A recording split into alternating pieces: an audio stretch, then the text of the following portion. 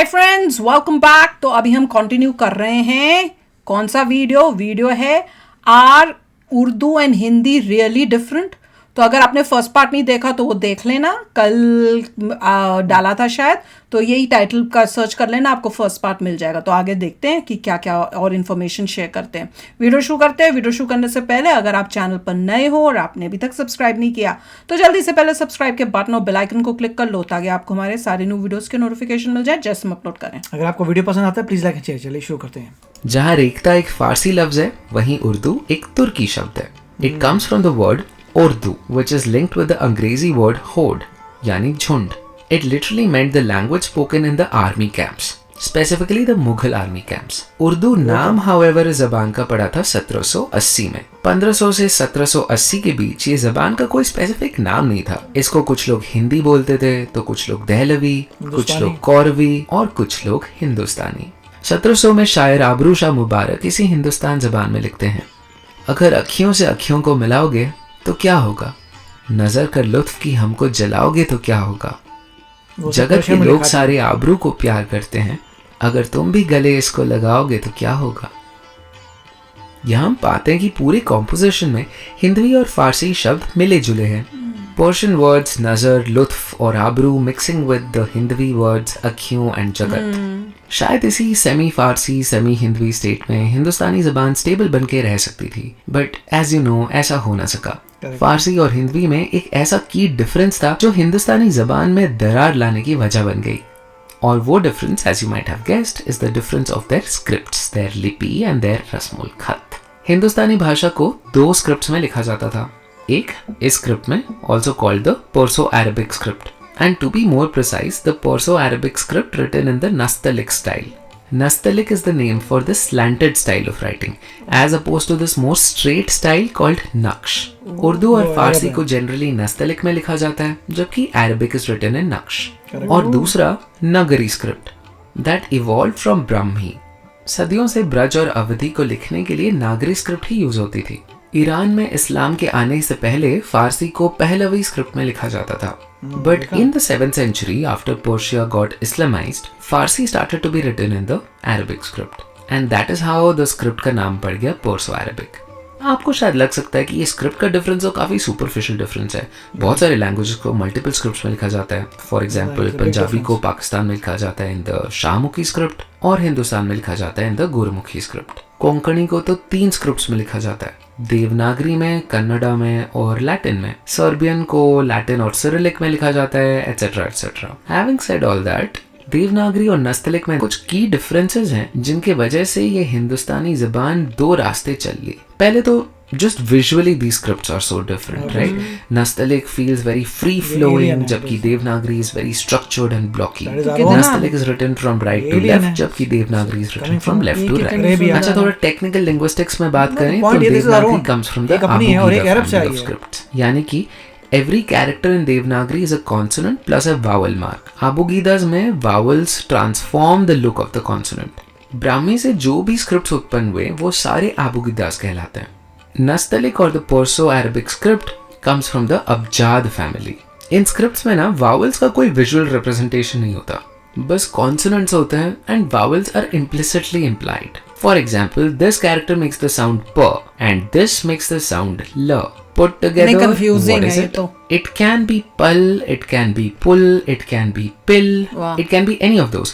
Because vowels का कोई representation नहीं होता, हमें context पे rely करना होता है कि इसका exact pronunciation क्या होगा। Because of this almost hack, Nastaliq में बस 28 characters हैं, जबकि देवनागरी में 48। ऐसे कुछ sounds हैं जो बस एक script में हैं और दूसरे में नहीं है। For example, as you know कि the retroflexes ठ, ढ, र, ण, ये पूरे दुनिया में बस भारत में मौजूद है। Therefore, Devanagari has letters to make these sounds. But Nastaliq में ओरिजिनली ये नहीं थे। I say originally because जब ये स्क्रिप्ट इंडिया में यूज हुई तो ये मार्क इंट्रोड्यूस हुआ specially to make sounds like ट, ठ, ड़, ढ एटसेट्रा। इस मार्क को कहते हैं टॉय।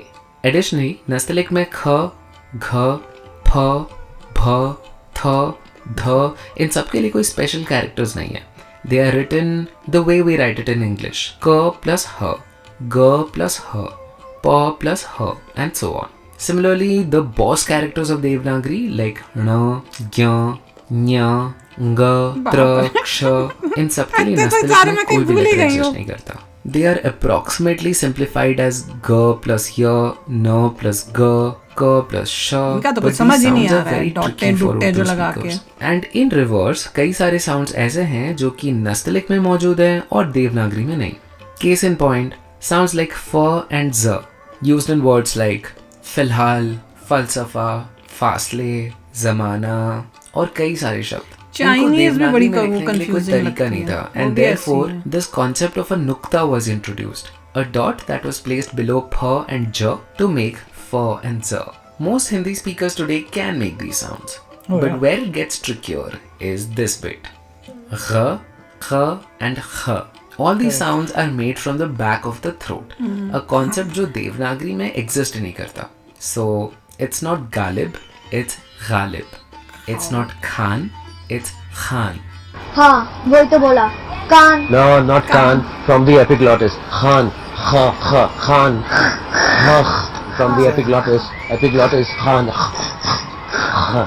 हिंदी में कुवैत और कतर दोनों के लिए सेम साउंड क यूज होता है, बट इंग्लिश में we use two different letters K and Q because the sounds are actually different. It's Kuwait and Qatar.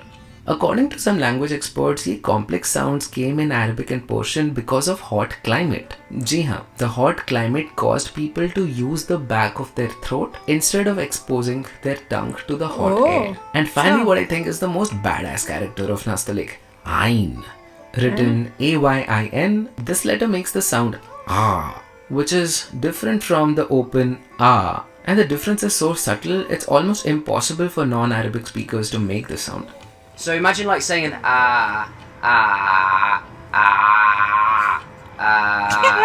then you kind of tighten up your throat a bit, so it's like a. Loads and loads of words begin with. इनको तो कुछ नहीं आता. Ain. इनको तो. You got oh man, you've got salam or alaikum, you've got amr. Perhaps most even more famously, the actual language itself. اللغة العربية عربية. अच्छा ही जरा. Another difference in Hindi and Urdu is how they pluralize words. ये sentence का example लेते हैं. They asked many questions. In Hindi you would say, उन्होंने बहुत सारे सवाल पूछे. But in Urdu you would say, उन्होंने बहुत सवालात किए. The singular for word in Hindi is शब्द, but the plural is also शब्द. So you would say एक शब्द and अनेक शब्द.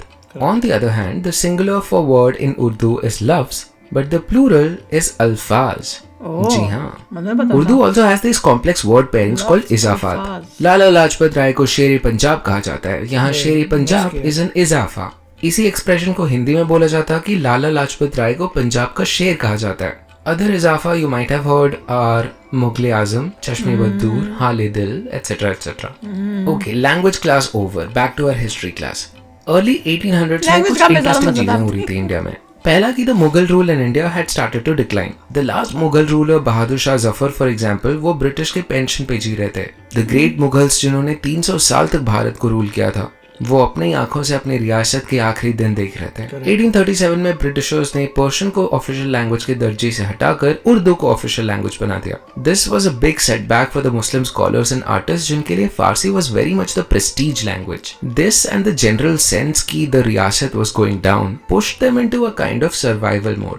हुआ ये कि Urdu writers now no longer wrote in simple Hindi Farsi style. जब उन्हें लगा कि उनकी आइडेंटिटी थ्रेट में है, they double down on using very complex Farsi words and reducing any Hindavi words. This was like a psychological coping mechanism to compensate for the lowered status. For example, these are the opening lines of दीवाने गालिब. नक्श फरियादी है किसकी शौक़-ए तहरीर का, कागजी है पहरां हर पहकार तस्वीर का. Well, I did not understand that and I'm pretty sure you did not as well. Well, don't feel guilty because no one understood at that time as well. This was a very deliberate attempt at hyper-Persianizing the language. And this made the Urdu poetry sound very bookish. 1857 में after the first rebellion, the British had killed 27,000 people in Delhi. Witnessing the great Muslim empire crumble, Ghalib wrote in a letter, ironically in very simple Urdu, भाई क्या पूछते हैं क्या लिखूं? दिल्ली की हस्ती मुनासिर कई हंगामों पर थी. किला, चांदनी चौक, हर रोज बाजारे जामा मस्जिद का सफर, हर हफ्ते सैर जमुना के पुल की, हर साल मेला फुल वालों का. ये पांचों बातें अब नहीं. फिर कहो दिल्ली कहाँ? हाँ, कोई शहर कलमरवे हिंद में इस नाम का था। अब ये ख्याल ब्रिटिशर्स को कैसे आया कि पर्शियन को हटाकर उर्दू को ऑफिशियल लैंग्वेज बना लिया जाए, इसका जवाब हमें मिलता है 1787 में, जब एक अजीबो गरीब British doctor called John Gilchrist ने अपने मेडिकल प्रोफेशन हमेशा के लिए छोड़कर इंडिगो फार्मिंग करने का अनोखा डिसीजन ले लिया। उनका इंडिगो फार्मिंग का स्टार्टअप चला नहीं, बट हाँ, इनके ये धंधे के चलते कलकत्ते से बंबई तक उनका नेटवर्क काफी स्प्रेड हो गया। And in the process of interacting with the locals, he fell in love with Indian languages. उन्होंने 1790 में एक English हिंदुस्तानी डिक्शनरी पब्लिश किया था। You can get a sense of his quirk by the idea that the entire dictionary was in the Latin script. So in a way, this was the first English dictionary. अगले 12 साल वो पटना, अयोध्या, लखनऊ, दिल्ली, गाजीपुर इन सब जगह travel किए। Based on his travels he realize कि India को अगर rule करना है तो इंडिया की भाषा जाननी जरूरी होगी। तब तक ब्रिटिश ऑफिशियल्स को पर्शियन और अरेबिक सिखाया जाता था। So Gilchrist then recommended the government कि ब्रिटिश ऑफिशियल्स को फारसी और अरेबिक के साथ साथ हिंदुस्तानी भी सीखनी चाहिए। The British government was more than happy to support him and इस तरह कोलकाता में स्टार्ट हुआ ओरिएंटल सेमिनरी और गिलक्रिस्ट का मदरसा। I'm not cooking it up, like that was the literal name, Gilchrist का मदरसा. This was a huge success and एक साल में this grew up to the Fort William College. पहला मदरसा Fort था William क्या? College became the first place जहाँ हिंदुस्तानी भाषा को एक फॉर्मल तरीके से पढ़ाया गया। Gilchrist believed कि हिंदुस्तानी जबान was originally pure Hindvi that got corrupted by Arabic and Persian. So he encouraged scholars to write in a style जिसमें फारसी के बजाय संस्कृत के वर्ड्स यूज हों हिंदुस्तानी में। Thus, उर्दू के ढांचे में संस्कृत को इंजेक्ट करके तैयार हुआ the first version of modern Hindi. So yes, technically एक नई भाषा थी, but Gilchrist के अनुसार this was the language that was spoken in all over India before the Muslims had arrived. Now, क्या ये Gilchrist का genuine love था for Indian languages, or did he just want to sow the seeds of divide and rule? ये हम निश्चित तौर से तो अभी नहीं कह सकते, but हाँ हम ये जरूर जानते हैं कि 1850 तक हिंदुस्तानी भाषा रिलीजियस ग्राउंड्स पे डिवाइड हो चुकी थी। हिंदुओं के लिए संस्कृत युक्त हिंदुस्तानी या हिंदी ज्यादा प्यारी थी, जबकि मुसलमानों के लिए फारसी में लदा हुआ हिंदुस्तानी उनका शान था। दिस हाइपर संस्कृताइज्ड हिंदी और हाइपर पर्शियनाइज्ड उर्दू को कोई आम इंसान नहीं समझ सकता था। बाजारों में और सड़कों में अब भी ये मिली जुली हिंदुस्तानी ही बोली जाती थी, बट ये दो जबानें अब भाषा नहीं रही थी, ये सिंबल्स बन चुकी थी। सिंबल एक प्राउड मुस्लिम होने का और एक प्राउड हिंदू होने का। साल 1900 में ब्रिटिश गवर्नमेंट ने पर्शियन स्क्रिप्ट के साथ साथ देवनागरी को भी ऑफिशियल स्टेटस दे दिया and this became the final nail in the coffin. This was the reason that eventually led to the partition of India on the basis of 2 religions and 2 languages. Anyway, so history में वैसे बहुत कुछ हुआ इस time पे। Gandhi ji for example was a big fan of Hindustani and he wanted all of India from north to south, east to west to learn this language, ignoring the fact that there are several other language families like the Sino-Tibetan family or the Dravidian family जो हिंदुस्तानी को अपना भाषा नहीं मानते। Anyway, partition के बाद Pakistan adopted Urdu as its national language, a language जो उसकी 5% पॉपुलेशन बोल भी नहीं सकती थी, अ लैंग्वेज जिसका जन्म पाकिस्तान से कोसों दूर लखनऊ और दिल्ली में हुआ था, अ लैंग्वेज जिसकी 75% वर्ड्स और 99% वर्ब संस्कृत से आते हैं, और एक लैंग्वेज जिसपे फारसी का छोंक होने के बावजूद उसका डीएनए संस्कृत का ही है। And India adopted Hindi as its official language in the Devanagari script, एक ऐसी भाषा जिसमें बस 2 सेंचुरीज पहले तक कोई लिटरेचर एग्जिस्ट नहीं करती थी। In conclusion, are Hindi and Urdu same language और आर दे डिफरेंट? जबान अपना सिंटेक्स, अपनी ग्रामर है, वो तो बाकी अल्फाज तो कहीं, ये purity of language is a myth. Well, while I agree with Javed sir कि languages बस words नहीं होते but उनका syntax होता है, I think it is important that we recognize the importance of languages as not just languages but symbols of identities. I think grammar और syntax के साथ साथ एक language की अपनी vibe होती है। Both pizza and roti are made from the same thing, आटा. But wouldn't you agree that their vibes are very different? Similarly, I do think that even if 90% of Hindi and Urdu are the same, the rest 10% is what makes the difference. जब कोई इंसान शुद्ध उर्दू बोलता है, we think of them as sophisticated, high culture, I don't think so. maybe even romantic. But अगर कोई शुद्ध हिंदी में वार्तालाप करे, then they come across as formal, academic. ऐसा perception क्यों shape होता है? For example, the synonym for love in both these languages, ishq and prem, they have very different flavors, wouldn't you say? Since both these languages look at 2 different poles for their formal concepts, the rich meanings in each language come from 2 different mental models. For example, the terms shaheed and jahil are rooted in Islamic semantics, जबकि words like mukti and karm They have very deep Hindu concepts behind them. Therefore, maybe it is fair to say कि Hindi and Urdu are two twins who are identical by nature but who are very different by nurture. एक रोटी है तो दूसरा पराठा, बने दोनों आटे से हैं. अब रोटी और पराठा सेम है या डिफरेंट, इसका जवाब तो बस आप ही दे सकते हो. Well, that was the story of Hindi and Urdu, guys. It's me, Ashish, signing off. Do let me know what are your thoughts. It definitely is a tricky issue and I would definitely like to know what is your perspective about this. और हाँ यार, अगर video देख ही रहे हो तो subscribe button पे भी प्रेस कर दो. हम वीडियो काफी कम फ्रीक्वेंसी से बनाते हैं, but I promise you whenever we make it we'll be very thorough and deep about it. I'd now like to thank all our YouTube members. Thank you so much for your love and support, guys. I'd like to thank Debayan Mukherjee, Shaumyalina Taraftar, Kartikeyan Pettusamy, Chinmay Gada, Narasimha Murthy, Dreadful Bodyguard, Ashutosh Mukherjee, Hosainur Rahman, Sonali Datta, Deepit Puryakastha, Subhranshu Sanyal, Pankaj Mandal, Anand Rath, Nikhil Sharma, Komareddy Geeta, Sanjio, Beyond Questions, Pushpendra Singh, Mohua Moitra, Shantanu Banerjee, Mayur Rathod, Kunal Rathod, NFT Wala, Spurti, PSI Boy and Gandev68. I'll see you again soon in the next video. बहुत informative था, बहुत deep study करके, thorough study करके video बनाई है, बड़ी मेहनत की है. नहीं, बहुत अच्छा वीडियो था, वेरी नाइस. मगर देखिए, आप कभी अडॉप्ट नहीं करना चाहेंगे किसी और की स्क्रिप्ट या किसी और की भाषा. अगर आप प्राउड हैं तो आप कहेंगे मैं अपनी यूज़ करूँगा भाषा, अपनी स्क्रिप्ट यूज़ करूँगा. जैसे ही आप बोलते हैं कि आप पर्शियन यूज़ करते हैं तो आप किसी और की यूज़ कर रहे हैं. पर्शियन वालों ने अरब की ली थी, अरेबिया की, तो अरेबिया अरब की आपने ले ली, अरबी स्क्रिप्ट से पर्शियन बन गई, हम उर्दू ले ली, तो वो उनका अपना है. इंडिया का तो यह है कि हम अपनी भाषा यूज़ करेंगे. वो है देवनागरी स्क्रिप्ट है और संस्कृत है जो सदियों से थी.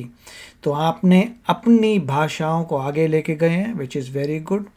और गांधी जी भी उसी डायरेक्शन में जा रहे थे कि एक कॉमन लैंग्वेज होनी चाहिए. आप सोच लीजिए संस्कृत, अगर लड़ाई झगड़ा होता है लोगों में तो संस्कृत कर देनी चाहिए, सब लोग संस्कृत में जाओ. अगर बोलते हो नहीं संस्कृत बड़ी डिफ़िकल्ट है तो अपने ब्रेन को इवॉल्व करो, it will become easy for you. तो ऐसा होना चाहिए. संस्कृत का कोई सिंप्लीफाइड वर्जन ऑफ संस्कृत कर दीजिए. जैसे चाइनीज़ है, एक ट्रेडिशनल चाइनीज़ है, एक सिंप्लीफाइड चाइनीज़ है. उसी तरीके से आप कर सकते थे, ये ट्रेडिशनल संस्कृत है, ये सिंप्लीफाइड संस्कृत है, और वो लोगों को, हर एक बंदे को वही बोलनी चाहिए. इसमें इतना डिफरेंसेस आ चुके हैं कि हिंदी में ये होता है कि आप प्राउड हैं कि ये प्योरली मेरी भाषा है, संस्कृत से आती है, मैंने किसी से बोरो नहीं की. मैं लिटरली, मतलब आप कह सकते हैं, इतना लो नहीं था कि मेरे को औरों से चीज़ें लेनी पड़ी. मैं इतना महान था कि मैंने अपनी सब कुछ लिया है, अब मेरी और लोगों ने लेनी है तो लो, बट मेरे पास तो अपनी चीज़ है. तो ये मेरे ख्याल से सबसे बड़ा डिफरेंस है. जो बाहर से आए थे वो अपना इन्फ्लुएंस लेके आए थे, मगर जो यहाँ के हैं, जो देश के थे, वो तो बोलेंगे वो तो हम देश की चीज़ ही यूज़ करेंगे.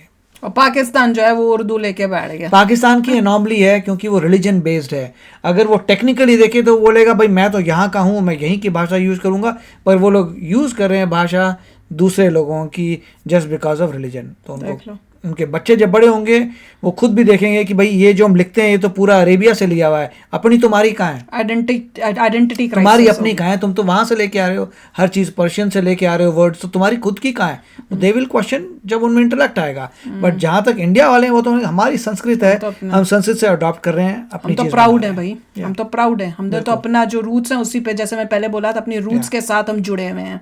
वो लोग निकल गए अपने रूट से बाहर, अब उनका हाल ये होगा जैसे जैसे बढ़ते आगे निकलेंगे सालों साल, उनका पूरा ख़त्म हो जाएगा. वो काइंड ऑफ अ स्लेव ही हो गए, किसी और के स्लेव हैं, उन्हीं की लैंग्वेज यूज़ कर रहे हैं. तो वो स्लेवरी टाइप ही हो गई उनकी. हम लोग अपने रूट से जुड़े हुए और प्राउड हैं भैया, proud of our own languages. बहुत प्यारी लैंग्वेज है भैया, बहुत सुंदर लैंग्वेज है.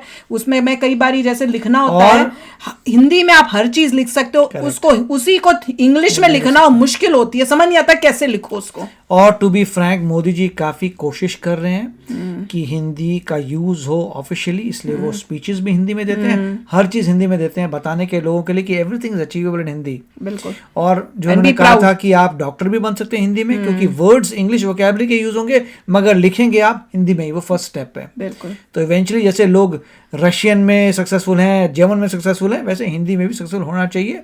और इवेंचुअली हिंदी का इन्फ्लुएंस बढ़ना चाहिए, जिससे देश में एक ही मोस्टली मेजॉरिटी यूनिटी रहे, लैंग्वेज हाँ हो। यूनिटी होती है उससे। अगर एक लैंग्वेज हो तो उससे यूनिटी होती है, नहीं तो अलग अलग पार्ट्स में बटे रहते हैं कि मैं तो ये फलाना लैंग्वेज बोलता हूँ, मैं अलग हूँ, वो अलग है, उससे बंटवारा और होता है। If that has to be Sanskrit so even better. वो तो है, मैं तो स्ट्रांगली बिलीव करती हूँ एक होना चाहिए बिल्कुल। ताकि यूनिटी रहे।